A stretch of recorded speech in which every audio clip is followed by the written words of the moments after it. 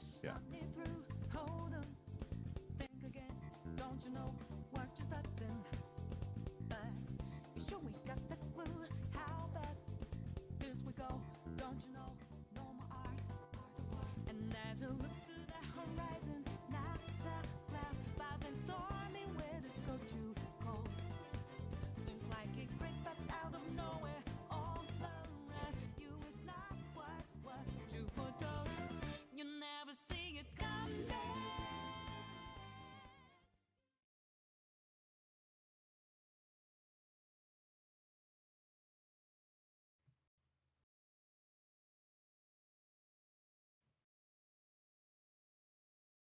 Oh, hello everybody. Welcome into the Up Download weekly newscast.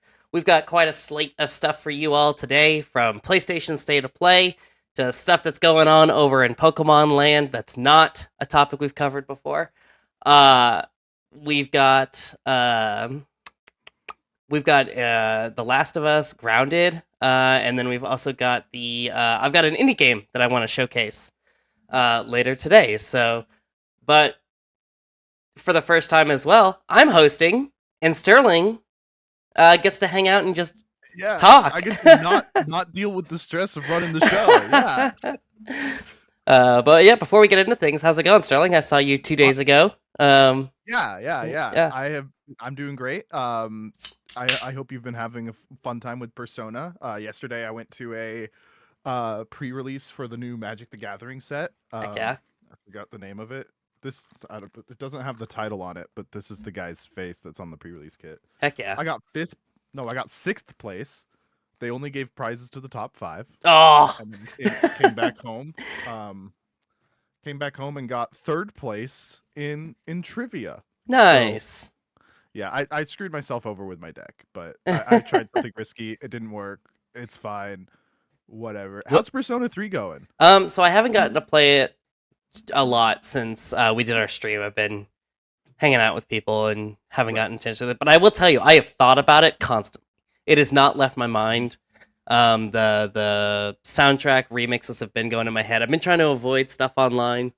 Yeah. But the consensus seems to be that people are liking it. It's been cool to see people who have never played Persona 3 getting into it with this remake. So it's a good time to be a Persona fan. Yes, I have officially re-downloaded Persona 5. Heck yeah. And so I start a new show.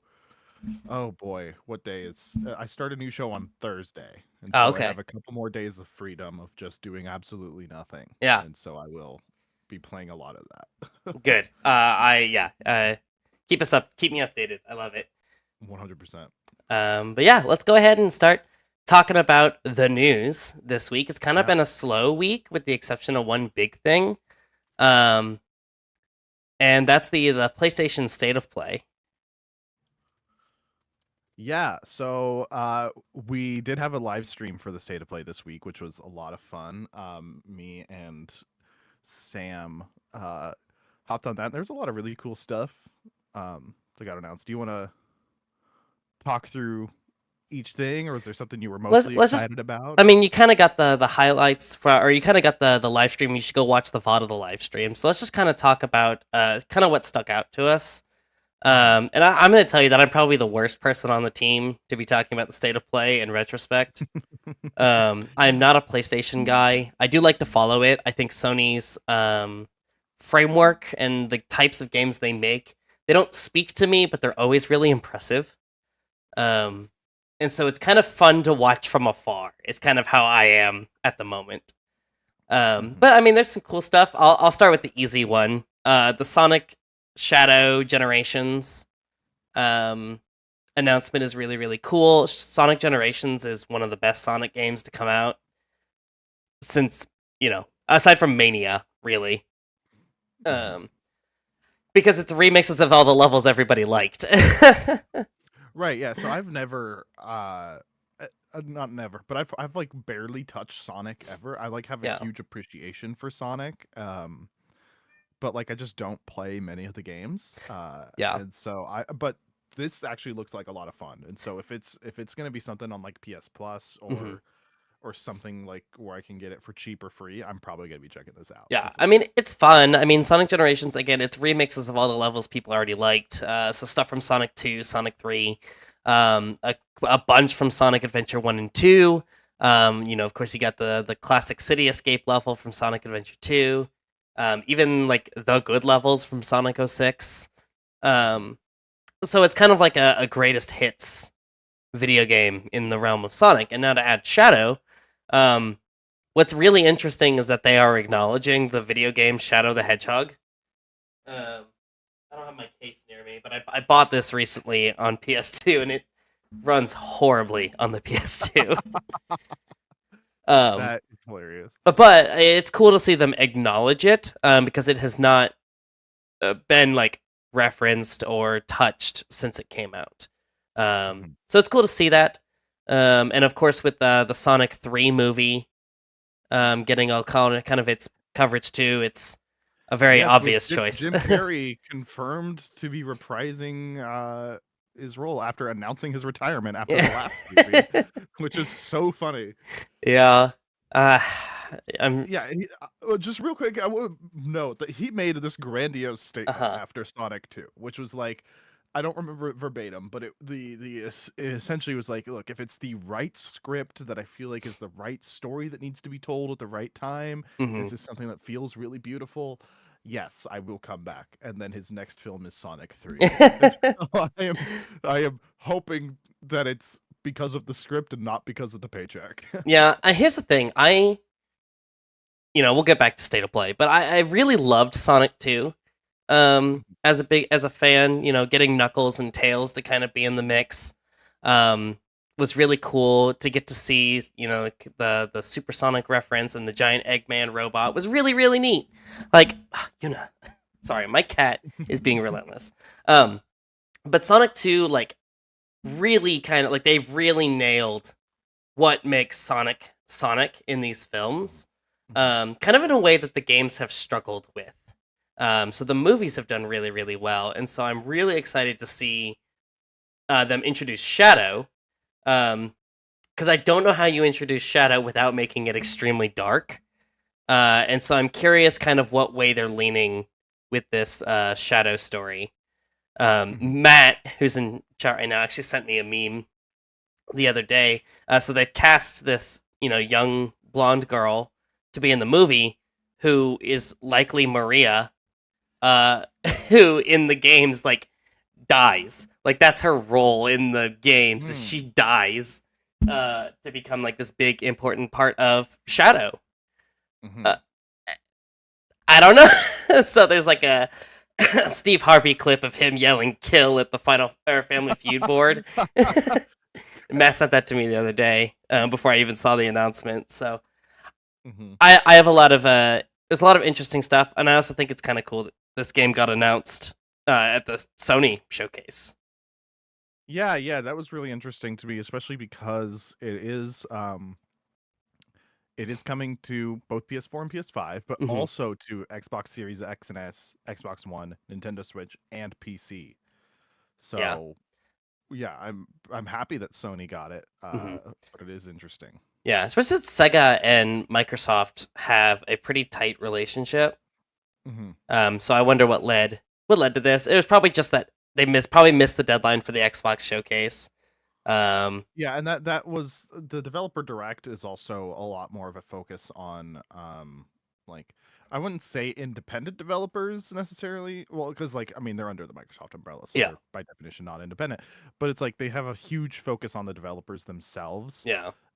And that's just not really a brand that Sega's ever really had. And so it just didn't seem like the right place to show off Sonic. Probably true. So yeah, so anyway, Sonic Shadow Generations. I loved Sonic Generations. I'm sure the Shadow levels will be good. It's a very pretty game too, so I'm excited to see kind of how they've bolstered the graphical capabilities on the modern hardware. So yeah, Sonic X Shadow was fun to me.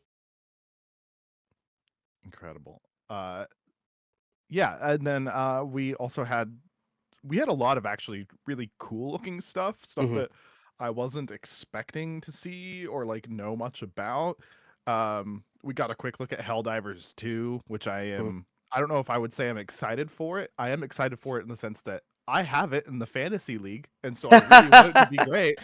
Um, and it looks incredible. Foam Stars, Sony's Splatoon looks fine. Yeah, It'll listen. probably be I'm fun. I'm gonna quick detour you on this one. Yeah.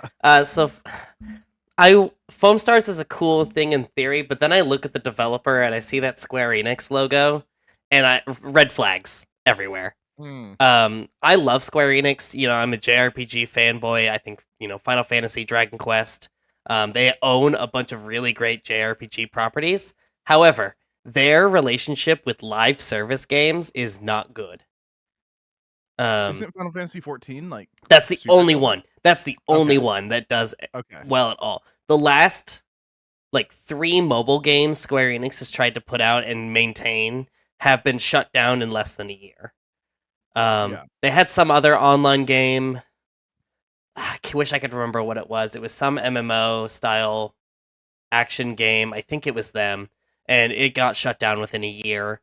Final Fantasy VII Ever Crisis shut Like down within a year. Saga, I just googled Square Enix MMOs. I'm seeing Saga Emerald Beyond, Concerto Gate, Fantasy Earth Zero. None of those are clicking. But anyway, Yeah. so I hope it's fun. I hope people enjoy it. I can see this not lasting very long, and that bumps me out.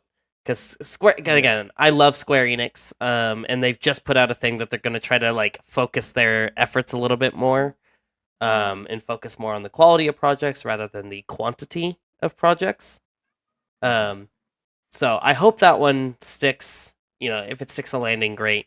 I just wouldn't expect it to. So if you have PlayStation Yeah. Plus, I would get on it before it gets shut down. I'm gonna play it. I expect it to do well for a few weeks, and it doesn't need to do well for a long time for it Yeah. to be profitable, which is the big thing. I'm looking at the developers page, Toy Logic, Mhm. and I only recognize Near Replicant, and it is so funny for them to go from Near Replicant in 2021 to this Yeah. in 2024. Right. Matt says he's gonna hate play Foam Stars. Yeah, that's basically like I'm gonna check it out. I'm probably gonna have fun for a game or two, and then Yeah. go back to something else. I never beat Final Fantasy 16, so as long as I'm on my PlayStation, I might just reopen that. There you go. And go play that instead. There you go. Gateway game. Yeah, exactly. Exactly. Honestly, one of the things in this state of play I was most excited for, Dave the Diver's Godzilla DLC. That's what I was just looking at too. So Dave the Diver was one of my favorite games last year. I had such a fun time. This was within a week after I got laid off. Yeah. I had just gotten home from doing the musical I was doing at the time. I'm still living in my I've got my severance check. Mm-hmm. And I'm like, okay, what do I do now? Yeah. And I'm just on Steam and I find Dave the Diver. I've seen some people talk about it, and I played it all day for like a week. That's incredible. I know it was such a fun game. Yeah, I know almost nothing about this game other than the Game Awards controversy. Mm-hmm. But I know people that have played this game. Go ahead.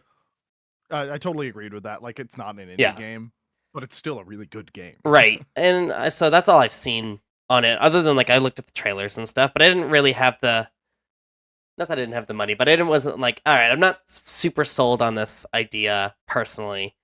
Right. I was really wanting it to be multiplayer when I was looking at it. So I do think that would be a great thing, and hopefully someday it'll happen. I didn't know really anything about it going into it, and so I loved that it was like 2 or 3 different games rolled into one. Yeah, it was so much fun. Actually, yeah, I would say 3 different games rolled into one. Yeah, it looks sick. Yeah, just a blast. It's so goofy. But yeah, I don't really have anything else to say about that other than the Godzilla deal. Yeah, I remember. So I did watch part of the State of Play, and I remember when I heard the Godzilla theme coming out, I was like, "Excuse me." Yeah, Sam and I had no idea what it was. I was like, it's obviously Dave the Diver, but I don't know what this is. Yeah. Yeah. Even when he came out, 'cause I've never seen Godzilla look like that. Right. And so I'm like, okay, well, it's obviously like what are they called? Kaiju? Yeah. I was like, it's obviously a kaiju of some sort, but is that Godzilla? And then yeah, it was Yeah. Super funny. I love it. Um, Yeah. yeah, a couple other little things. I think getting more stuff on Dragon's Dogma 2 was pretty well expected. Another thing that neither of us knew what it was. Yeah, I was it just looked so good, and I was not expecting it to be Dragon's Dogma 2. yeah, And then all I know about this game is that the first one is so beloved that people just like the people who are fans of this game are going to love this sequel coming out. So yes. got a buddy of mine that said he was playing it the first one for the first time recently, and so that he's really been enjoying it. So I'm excited for them. Capcom is kind of killing it in the space right now. Mhm. So hard to go wrong when you see that logo pop up. Absolutely.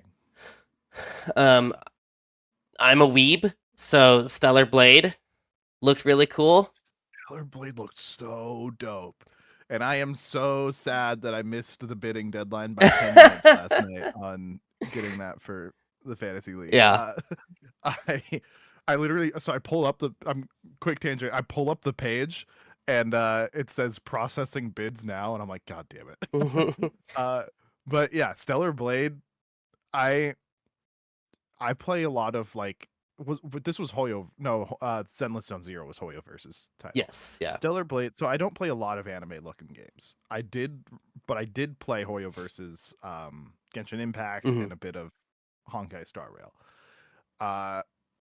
And this looks like that, but like with AAA budget. Yeah. And I am thrilled. Yeah. I am ecstatic. It looks so dope. Stellar Blade, when I was watching the trailer, reminded me a lot of Nier Automata. Yeah. Gave me a lot of like that third person action hack and slash kind of vibes. And again, a lot of the Christian theology naming conventions are very similar too. I believe Nier had a character named Adam, and that was kind of the idea with that. So I'm excited. Listen, if anything wants to be inspired by Nier, I think there are worse options to pick from. Yes, absolutely. So yeah, I'm excited for that one. I am a big fan of games like this where it's this kind of fast, action paced, quick dodges and that kind of thing, as opposed to the slow, methodical, like very head empty combat style is really kind of fun. Yeah. So I'm excited about that one. And then yeah, while we were talking about it, it was what was it called? Yeah, Zenless Zone Zero is the next Hoyoverse game. Probably just going to be the exact same game that Genshin Impact and Honkai Star Rail both were. They follow a very strict formula, and it's just going to be another one of those. But it's funny. But it's funny to me too. It's like, yes, it's gonna check all the boxes that a Hoyoverse game does, but they're pretty. I mean, they're different games. You know, they're different styles of games, which is just kind of wacky and fun. They're very different, like eras, I would say, or like because like Genshin Impact is like fantasy, Honkai Star Rail is a sci-fi futuristic, Zenless Zone Zero looks to be kind of a post-apocalyptic, like militaristic kind of thing. That looks incredible, and it's still fun. And there are differences to like the combat and stuff, but it's still like pretty similar. Yeah. Well, you've got like action adventure, Breath of the Wild, and big air. If you're just listening, if you were just listening, there are big air quotes around that. Honkai Star Rail is a JRPG kind of rooted. And so this one we've kind of got this like shooter action style looking. Yeah, it looks like if you asked Hoyoverse to make Apex is kind of the art style. Yep. I think that's a great way of phrasing that. So, gosh, there was a lot of announcements. There sure were. I think the Death Stranding 2 it's cool to see that they're already talking about it. Yeah. There were some people that were expecting it to come out this year, and so I'm sure they're going to be disappointed that it's 2025. But it looks awesome. It looks beautiful. It's plenty of that Hideo Kojima weirdness. Hmm. Uh, but for some reason this trailer just made it feel like already feels more cohesive. It feels not cohesive, but like intelligible Yeah, than Death Stranding 1 was. I could make sense of it. Um, and also just Troy Baker Guitar Man looks awesome. yeah.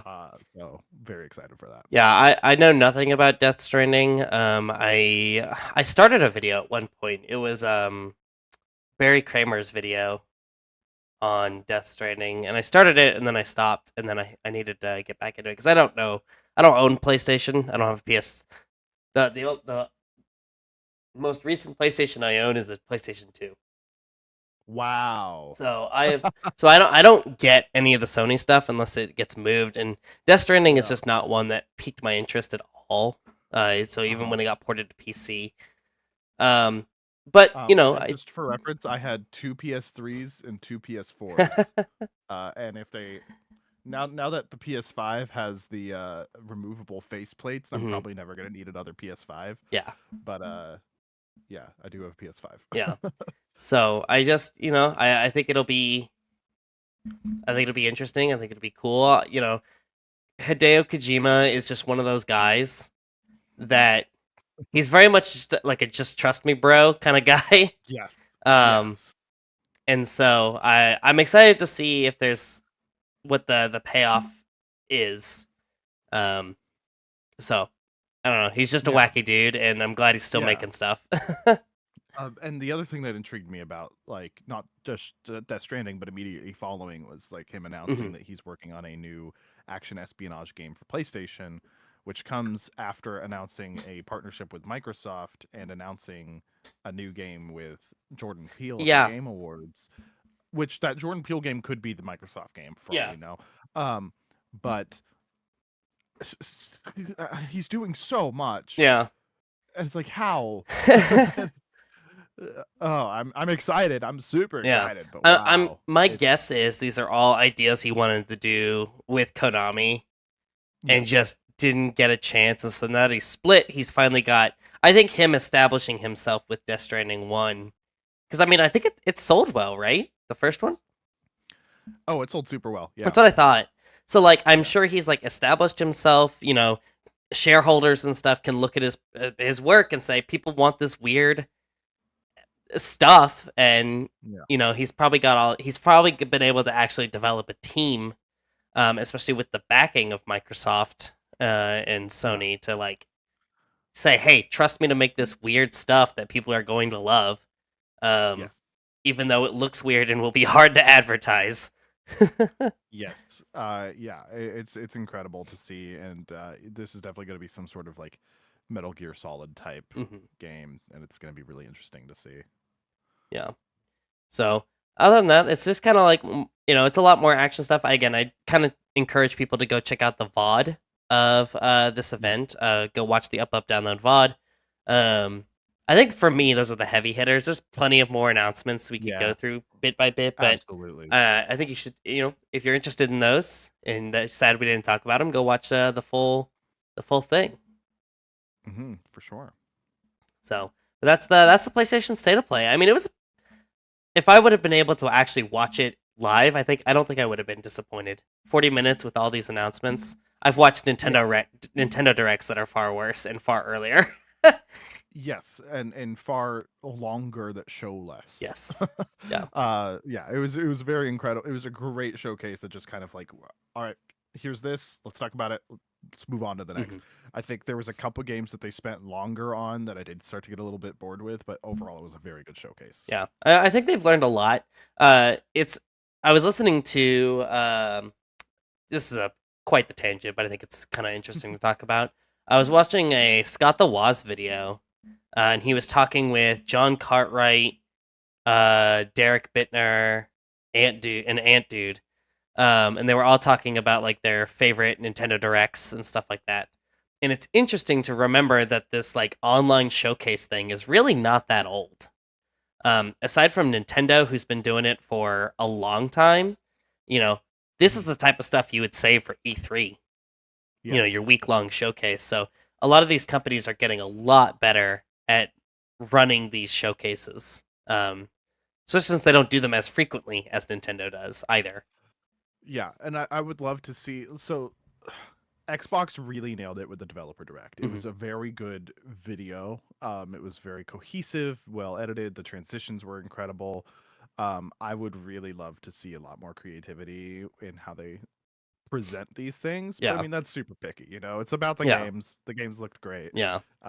It's just as a showman, Mhm. I want to see more of that. Yeah, I was. They were talking about in that video too, because I didn't start watching Nintendo Directs. I wasn't a huge video game news Oh, enthusiast man, until. I remember like watching E3s when I was in like Oh, I would ninth watch. grade I school would or watch middle school, and E3. like and so that started like every event that I heard that I did hear about, Mhm. I would try and watch. Yeah. And yeah, I love it. I I used love them. I used to have a friend in high school that would get to go to E3. I Wow. can't remember who he worked for. It was long enough ago now. But I do vaguely remember when I was in middle school, high school, someone who went to my youth group would always get to go to E3. You know, back when those were readily available. To just to go to E3 and see all the new games and stuff. So, I miss E3 a lot. Yeah. But all that to say, they were talking about, like Nintendo used to have back in the Iwata era, when they were really hammering in Nintendo Directs, so they would do like skits and stuff with like Reggie and all of that, the classic Robot Chicken Reggie bit about Mother 3. Yeah, I feel like I remember. I feel like they even did something interesting with like when Piranha Plant got announced for Smash Brothers. Mm-hmm. But I do remember there being weird sketches and stuff, and just the commitment to it. Yeah. It's like these executives that are participating in it. So funny. Yeah, yeah. So anyway, it's very nice, cool to see all of these companies like starting to kind of get it and get their audience too. Like I would say that the average Nintendo Direct viewer and the average PlayStation State of Play viewer are very different people. Absolutely. Yeah. I watch as many things as I can, but like the casual fan, yeah, absolutely. Yeah. You gotta tailor it for your audience and stuff. Yeah. Yeah. So the PlayStation State of Play was really cool. I do think people are expecting a Nintendo Direct sometime this month. So it'll be at like 8:00 in the morning. Yeah. But they've got quite a bit of stuff to kind of showcase. So I imagine we'll see a Nintendo Direct here pretty soon. Mm-hmm. So anyway, that was PlayStation State of Play. Yeah. So to move on from there, I just have a funny story that I just want to share in regards to Pokemon Company because they crack me up. They just crack me up, and Nintendo as a whole. So, ever since Pokemon Scarlet and Violet released, we have had various duplication glitches. The first one we had was incredibly easy, and it was just like an oversight in the coding, which that's an understatement when it comes to Game Freak. So anyway, so we get this, we have this duplication glitch, and within like a month or two, it gets removed. So then, fast forward to this last year, and we get all these DLC. We get a new duplication glitch with one of the most esoteric setups I have ever seen in like a random glitch. It involved positioning a Smeargle into a specific spot near a tree, and like it was like RNG based. Like even if you got the setup, it might not work. You position the Smeargle in front of a tree. You send out a Ditto. You use Transform, and it has to move first. Then the Smeargle would sketch Transform, which would make it learn Transform. You would then swap into the Pokemon that you wanted, holding whatever item you wanted it to have. When you swapped it in, it would transform into that Pokemon, and then you would leave the battle. And then somehow, if you got everything correctly, if the stars aligned, that Smeargle would permanently become that Pokemon and teleport next to the tree sleeping. So then you can engage it in battle, use a Pokemon that knows Thief, steal the item, leave the battle, do it again. Hmm. And it was just permanently stuck there until you like set up the glitch again. You could leave to another map and come back, and it would still be there. That's wild. Yeah, yeah. Just the amount of patience people have to like discover this. Yeah. That's insane. So, and it's funny because the Pokemon would revert back to its old state. So it would have the item again. It would go back to that HP. You could technically catch it, but it gets flagged as illegal in Pokemon's system, which is really funny. Because it tracks where you catch the Pokemon, and that part, it treats it as if it's a wild Pokemon. So if you catch it where it's not supposed to be from, it flags it in the online. Man. Yeah. I know how seriously to take that. So I went to the Pokemon World Championships in St. Louis. Oh, it's so cool. 2020. Oh boy, 2012-ish. That's so cool. Earlier than that, 2010. Yeah, it was something I went with, and I went with my dad, because I had only heard of it before as the World Championships were coming up. I didn't know about the regional qualifiers or any of that, but they had at the time they had like a way to qualify. At the World Championships if you go and sign up, but you had to go and sign up, and then it was like a random draw of like a bunch of people that could go play for a chance to. I didn't, but I entered. I didn't get drawn. But they had like this big box when you went to sign up, and this was Pokemon around Diamond, Pearl, Platinum. Yeah. You would give them your cartridge, and they put the cartridge in this box to like check it, and then would give it back to you. And they didn't say anything to me. I am pretty sure I had used cheats on that cartridge before. And I didn't know if, but like I knew that my team was legit, but I'm like, I don't know if they're checking the whole cartridge or just the team. What. But they don't say anything, and so I'm like, I still to this day don't know if like that was why I didn't get picked or if it was truly because of the random. So funny. I guess I never even considered back when we had Game Sharks and action replays and everything like that, how they would look at that. Yeah. But yes, exactly. So and it's even worse now because it's so easy to like generate a fake Pokemon with the exact stats you need, etc. Make them shiny. Yeah. But anyway, so they have trackers for all of that. So anyway, you want to know how Pokemon Company fixed this problem? Would love to hear this. They made it so Smeargle can't learn Transform.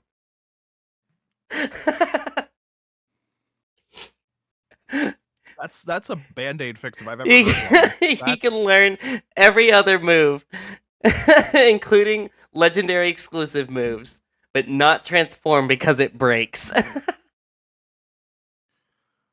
That's a choice. So like I guess from a competitive viewpoint, that doesn't matter. Right. From a casual viewpoint, it's just like, that's weird, but I can see like I guess in terms of like Pokemon science, I could see why that would exist. Like copying a move that lets you transform into something else would be really weird. I don't know. I can see how logically in the lore of Pokemon that would make sense. Yeah. That's still just such a weird there's so many other ways to fix that. Yeah, I'm sure it's this whole thing of like they just don't know how to fix it right now. Yeah. In a normal way. So I'm guessing that's just what they had to do. As a person who has dabbled in computer programming and video game design, and definitely has zero knowledge of the way they have programmed. I know they use Unity for Legends Arceus. I don't know what they use for Scarlet and Violet. This was Scarlet and Violet, right? Yeah, Scarlet and Violet. Like I could see it being like, okay, well, if a Pokemon uses Transform, like give it a flag that's like, hey, it's this Pokemon still, and like just don't change its like ID. Yeah. Just have the model change. Yeah.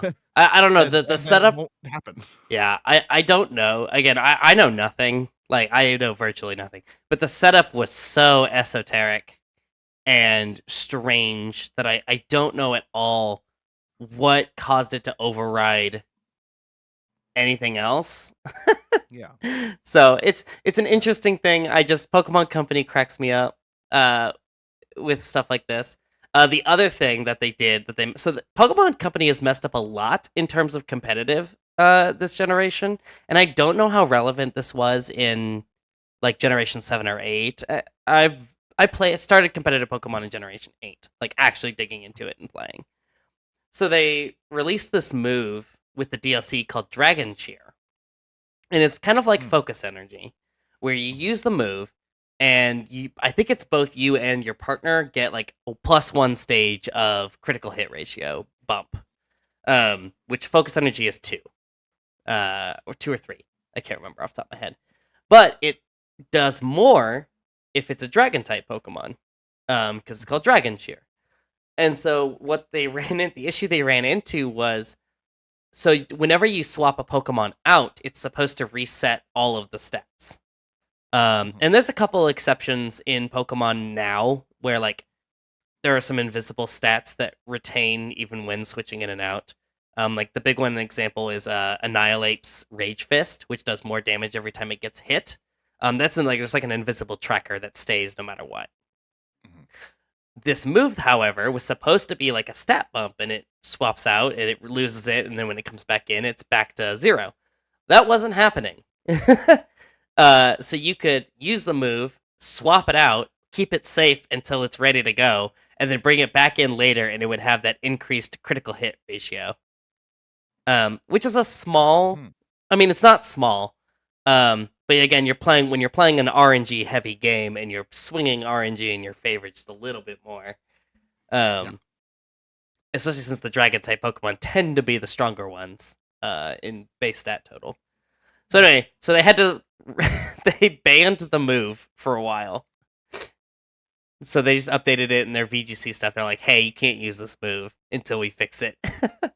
Yeah, which that's common in comp games. Yeah. Like I'm wearing my Dead by Daylight hoodie right now, and like so they have like a lock system where whenever a killer is bugged, they can shut it off, so nobody can pick it, or if a perk is bugged. That actually reminds me that there's a character in Dead by Daylight called the Knight that has been shut off for over a month. I don't know why. I don't know what the bug was because I don't play it as much anymore. Yeah. But yeah, they has been unplayable for over a month. That's so funny. Well, and Pokemon Company's had this a couple times. Another funny one that just happened recently. So Weezing has an ability called Neutralizing Gas. And so when it comes into play, it shuts off every other Pokemon's abilities, which is like a huge part of competitive Pokemon. And so it has this ability, and we all knew that it wasn't shutting off the new Paradox Pokemon's abilities. So the new Paradox Pokemon have, if they are holding the certain item, or there's an electric terrain or sun, depending on which future past, it would get a 30% stat boost in whatever its highest stat was, except for speed, which would be 50%, which is a significant amount.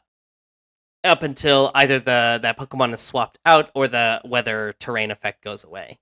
And so we all were noticing that Weezing didn't shut off those abilities. And Weezing does have that where certain Pokemon's abilities can't be shut off if they're like unique or whatever. It's so we've all been going off this assumption that it's just not supposed to work with this ability. And then Wolf Glick does a whole tournament with Weezing and wins, and then posts a video, and then like a couple weeks after the video, they change it. They updated it to actually work against those Pokemon. Interesting. Yeah, so Wolf's video became outdated almost immediately because I think it led to a lot of people realizing that it was busted. Yeah. So are the Paradox Pokemon used a lot in competitive play? Oh yeah, they are like one of the Paradox Pokemon, Fluttermane, the Misdreavus Paradox, has like a 70% usage rate at like official tournaments. Oh wow. Which, to put that in perspective, I think the next highest is like 56%. Mhm. And even in Sword and Shield, we saw a lot of like Incineroar, and I think he only ever hit like 65%. And so this Flutter Mane is just like, I don't know, you need a sixth Pokemon, you can't go wrong with putting Flutter Mane on your team. Right, Uh, right. and so, yeah, the Paradox Pokemon have been really huge in the competitive scene, and they keep adding more. They've added quite a few more that are still getting experimented with. There's a new Entei one called Gouging Fire that's seen a lot of I did see play. that. Yeah. The I new need to pop back on. I haven't played these since like my initial beating of the game. Yeah, it's fun. So I I need mean, to I get back I in with all the DLC. I wouldn't stick with it as much if I wasn't into competitive Pokemon, Right. but it's still cool. And I was watching the Knoxville regionals yesterday a little bit, so it's cool to see some of these Pokemon getting to shine. Um, Mhm. so yeah. Anyway, I just thought that was kind of fun. Pokemon Company and Nintendo love shutting down speedrunners and glitch hunters, and it's funny to see how they go about fixing them, especially Game Freak. Mhm. But yeah, I mean, we've seen it quite a bit. If anybody's followed the Tears of the Kingdom speedrunning community since that game came out, Nintendo was shutting down like every little glitch that Mhm. got found. I remember using the glider glitch a lot, where you'd like pull out a glider, drop a bunch of items, and then Hmm. like quickly pause it, unpause Yep, it. Yeah, I I use remember that a using lot. that. Yeah, because I was so tired of like I just want to max out my battery, Yeah, and I'm so tired of grinding for this battery thing because I want to make cool stuff yeah, with the system. So yeah, I use that a lot. yep. I did it a lot too. And yeah, there's a bunch of them that have gotten. I actually pulled. There was one glitch that I pulled over, and it was the way to get a permanent Master Sword with infinite durability. Ooh. And so you had to like there was like a cutscene or a save file storage glitch where you could pull the tutorial master sword Oh forward. yes. That one got patched pretty quickly too. But I have it. It's too late. I already own like 6 of them now. That's so funny. So yeah. Anyway, it's just always fun to kind of see what Nintendo will Yeah. do to fix their games, and for Pokemon, it makes sense in particular because it's a multiplayer game and they have to. I was grinding ability patches because it's an annoying item to have to Mhm. grind for. So I have about 70 of them now. Yeah. So that should last me until they find the next duplication glitch. So yeah. These big open world games, there's bound to be another one popping Oh up yeah. soon. Yeah. Absolutely. Absolutely. All right. You want to kind of talk about this Yes. Last of So Us grounded thingy? next up, we've got Grounded 2, The Making of The Last of Us Part 2. Um, so when The Last of Us Part 1 initially came out back in 2014, 2013, one of those years feels right. They released a BTS documentary called Grounded.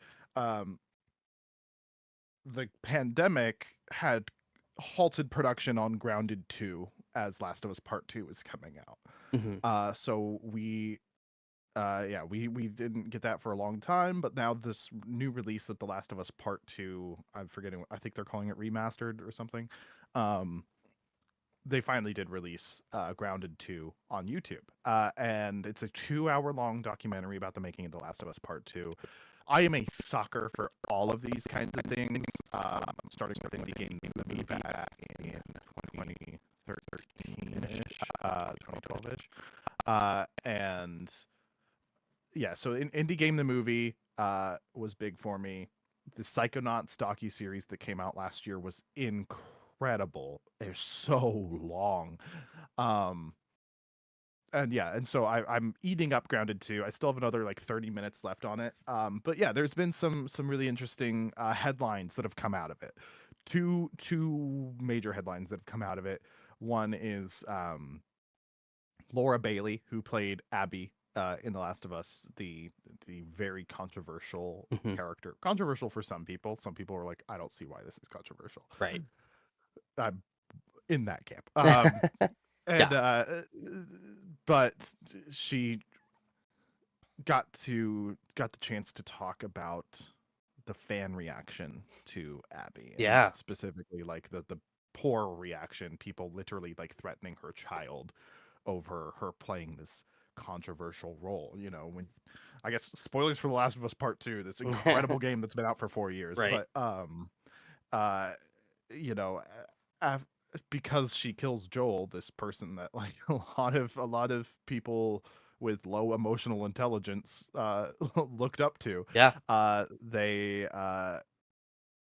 got very heated about this and made a lot of really nasty threats to Laura Bailey, and this is the first time we've seen her talk about it. Also, the first time we've got to see a lot of the motion capture BTS footage. So first time, and they actually do a deep dive into that specific scene where she kills Joel and like how they staged it, and having Laura Bailey, Troy Baker, and Ashley Johnson all in the same room doing this, and Yeah. just how real it felt. I mean, you're wearing these goofy suits, wearing Uh-huh. these stupid props, and yet it's still work. And as an actor, Mhm. I'm as a voice actor, as a theater actor, as somebody who has done a tiny bit of mocap before, for like my own personal projects, uh, I can tell you that like when you're doing theater, it feels great when you have like a full set and a full Mhm. costume, and like a lot of people don't find their characters until they get to Tech Week and they have their costume. Doing voice acting by alone is extremely difficult. Yeah. So this is my booth is behind me here, um, and this is a bunch of moving blankets. So I go in here and it's dark. I have a light in there, but I'm just kind of staring at a computer screen or like the black side of these moving blankets, trying to like draw something here, and Uh-huh. it's very difficult. But that's why voice acting is so much fun, Yeah. is because of how difficult it is. And then mocap is so weird because sometimes you're still saying the lines, but you're not doing the voiceover performance in Mhm. that moment. Something in a lot of cases now, I think you are. I don't really know how it works in modern days. I think sometimes you are wearing a microphone, and doing it as they pick up the facial capture. So so there's that. You are at least getting to work off of other people, but you are staring at somebody, which is better than staring at nobody, Yeah. but you are staring at somebody with black dots all over their face, wearing these weird track suits with big white balls all over it, tracking your space in, and just trying to deliver this scene Yeah. of of of Laura Bailey's character filled with hatred for this man, Troy Baker's character like trying to trying to like encapsulate like being tough in the Yeah. face of death, and Ashley Johnson's character staring at her world being destroyed, this person who has become a father and has saved her and has like just meant so much to her, and you are doing this intense scene and having to power through, and it was really cool to get to see all this, um and so yeah, but it was really cool to finally see all that, and like Sam said in the chat here, I do think it is the first time we've gotten BTS of Laura Bailey doing any sort of capture for the game, and Yeah. it was, yeah, it was really incredible. And so I was really happy to see that. The other big headline was that near the end, uh Neil Druckmann teased a bit, saying that he thinks there is one more chapter to the story, Yeah.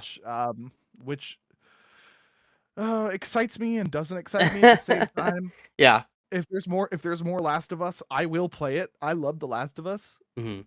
Last of Us Part 2 did feel like it could have ended there, but you know, I'm there are still unknowns. Yeah. I made a video essay about how the music was used in Last of Oh Us a long yeah. time ago, and I did talk about how there was kind of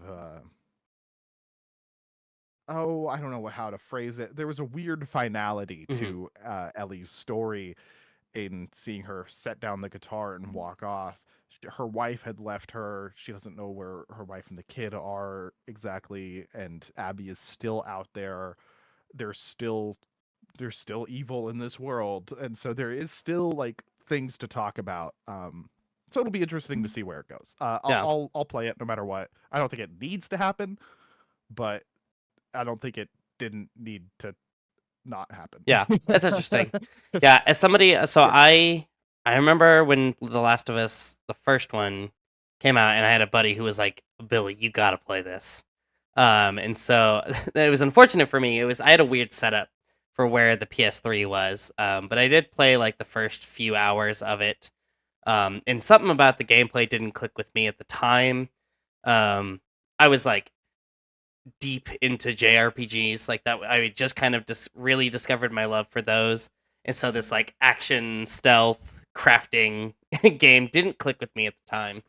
But I've certainly watched other people play these games, and yeah, the acting in these scenes and the delivery is so good. Like I still remember like I might not have like the gameplay might not have clicked with me, but I still think about that opening scene in Last of Us Part 1 and just how blown away I was, especially at the time, at how I was already like, "Oh my god, am I going to cry?" in the first like hour of this game. Yeah, yeah. So that Last of Us Part One was actually what inspired me. A big part of what inspired me to, uh, or not necessarily inspired me, but what made me realize that like I could act, Hmm. like could be an actor for video games, and that like storytelling in video games is a real thing. I had initially started working for a website called Pixel Volt back then, Ooh. and I got to write about The Last of Us. I got to interview the girl who played Sarah, Oh, cool. about that experience and about being an actor for video games. And it was really that whole game like unlocked this whole world to me, and is like a lot of the reason why I'm pursuing voice acting and just acting in games with performance capture today. And so it means a lot to me. And it's a series that I've like loved for a really long time now. And so yeah, anything they put out, I will be all over it. And the HBO series is incredible. I would I love was more just about to source ask. material for the HBO series. Yeah, it's so good. Yeah, yeah. Anything they'll do, I love did it. watch that. I thought it was really good. So Yeah. So that's all I've got to say about it. You know, there was two big headlines. I've still got 30 minutes left. It's a really incredible thing. I'm working on an article about video game like development documentaries cool. right now, and inspired by this releasing. And so if you get the chance to go watch it, I highly recommend it. Again, it's called Grounded 2: The Making of The Last of Us Part 2. It's on Naughty Dog's YouTube channel for free. Yeah, it's incredible. Yeah, with that too, I just kind of want to mention. I think you guys talked about it either last week or one of the other sessions, but there was that. It wasn't that long ago that we got that notice from Naughty Dog that was like, "Hey, we're canceling Their live the service. live service." I Yeah. can't remember what the project was called. Um, Yeah, let's find out but the I list do. of But I love that they're like, when you see all of this stuff and you go, in that statement that was like, we want to make games. This is not the type of game we want to make because it would stick us in a spot we don't want to be. We want to yes. make games a particular way. We want to make these grand single player experiences, and so it is cool to see, to see that come out, and then if The Last of Us has another chapter, um, then Yeah. they must buy into the project, which is And always it's cool. great. It's great to see a company realize that it's like, oh hey, maybe we shouldn't actually be going down this route. So let's, yeah, Yeah, Sam's right. They factions. were just Yeah. calling it factions. In their press release, they called it Last of Us Online. Hmm. Um, and I would have loved to see it. And yeah, Nolan makes a great point as well that a lot of studios I've discovered they actually have to service the live service for it to work. And Naughty Dog was bright enough to realize that, like, hey, this is not something we want to support long term. I mean, that's me putting words in their mouth, Yeah. but like, I would Right. assume that's part of the decision. And let's focus on something else. So yeah. Well, and Um, that's the thing so, too. And I know it's a detour, but I'm fine with it. Is that the shift away from live service as a whole? I mean, live service games are expensive. incredibly. Like, and not every game is going to be Fortnite, and most games won't even get close to being Fortnite. In terms of that live service stuff, you really have to have a passionate team dedicated and a studio dedicated to making that pretty much their thing. I mean, look at Final Fantasy 14. We're about to hit another expansion, and it's because of course now I'm losing the name. I think it's Yoko P. Is just so invested in Final Fantasy 14's success, and he's got a team that's willing to do that. To the point that they blew up the first version to try again. Yeah, yeah. So, yeah, the bubble's popping for sure. And part of that too, we were talking about it earlier, that Square Enix can't keep any other live service game up for over a year. Most of their projects die within a year. We saw Rumbleverse die within a year. We saw Knockout City's done. We have Multiverses. Their early access lasted a few months, and which was like nobody knew that was early access. Right. And they say they're coming back, but we'll see. Yeah. So I'm happy to see these studios transition into out of what the big companies were trying to make them do. The shareholders and stuff were trying to make them go, you have to make the next Fortnite. When they're like, no, we just want to make good games that people want to play. Yeah. So. Yeah, well, we've got a few minutes left. Do you want to chat about your Yes, I do. game shout out? So I have been following this project for a little while. And I, as a big Sonic the Hedgehog fan, I saw this project get shared on Twitter a lot. So if you don't know the channel Curiomatic, early last year they released like a Mother 3 tribute that was so touching. And they're like, it just made people want them to handle a Mother 3 game. So anyway, that's not what's happening here. But they announced this Kickstarter that's coming out in like 2 days for a game called Rollin' Rascals. So I'm going to flip the screen here, hopefully. Is it... Where'd it go? There it is. Oh, lordy. All right, hold up. Window capture. I'm just going to call this video. There we go. So I'm going to put this up on screen here. Let's see and get our faces here. So anyway, so this is called Rollin' Rascal. And I'm just going to let the video play. Oh, I guess should I stream this to you? I should stream this to you. No, it's fine. I'll watch it later. Okay. It's like a minute long. Yeah, I've got the preview. Okay. I'm just delayed, but... That's fine. So it's mentioning a demo that's coming out here very, very soon.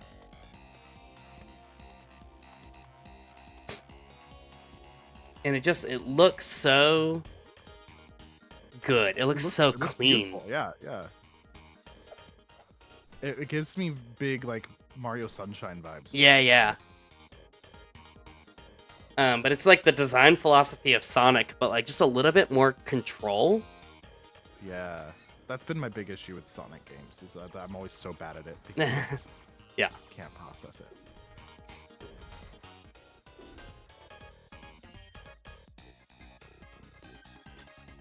And then online multiplayer is like always a plus for me with, just like, I just want to be able to run around and do dumb crap with my friends.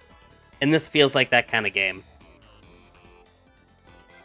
It looks like marble races, but yeah, that's Sonic that's exactly what I was thinking. But like controllable marble races. I'm excited for this. This looks awesome. Yeah. So anyway, this game gets a Kickstarter. So free demo. Download the free demo when the campaign launches February 6th. That's in 2 days from now. They haven't showed the. I'll pull up the Kickstarter. So they haven't. There's nothing on here yet. So they're gonna launch the Kickstarter as soon as the demo drops, which I think is a great way to announce your Kickstarter. Yes. So I really, and I'll pull up Curiomatic too. They do all kinds of stuff. So they've had all this Rollin' Rascal stuff. They did like an HD Ocarina of Time remake would look like. This Mother 3 tribute, it has 764,000 views. And you can just see, I'm just gonna skip through some. But like they made stuff like this. It just they know how to handle art style. And it just they just do a really nice job. So I'm really excited to see them working on a game. It looks like Sonic the Hedgehog. It looks like it's gonna feel like a lot more kind of controllable, maintained Sonic the Hedgehog. And that's just a really exciting thing. So I'm excited. I'm hoping the Kickstarter can have like some lower tier options. I've never supported a Kickstarter before, but I'm really passionate about this one. I've done a few. Yeah, and so I'm probably gonna check this one out. Yeah, and the demo will have accessible multiplayer apparently. So you like we would be able to download it and just start playing it together as soon as the demo launches. Oh, that's gonna be awesome. I hope it doesn't crash. Yeah. So I don't know how big their audience is necessarily. So anyway, I wanted to share that because it looks cool. And yeah, go check them out and check out the demo when it launches. Yeah. Cool. Well, I think we're about ready to wrap up.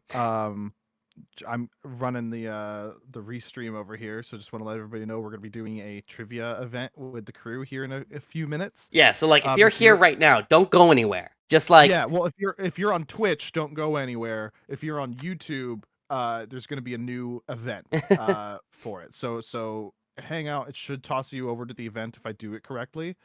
And assuming I don't do it correctly, then head to the channel and find it, please. Yeah, so get up, stretch, get some water, put on your thinking cap so you can play along with us. It's going to be a short little trivia game, but it's going to be a lot of fun. So we're going to go get that set up, and then we will be right back, probably like 5 to 10 minutes, if I had to guess. Yeah, sounds great. All right.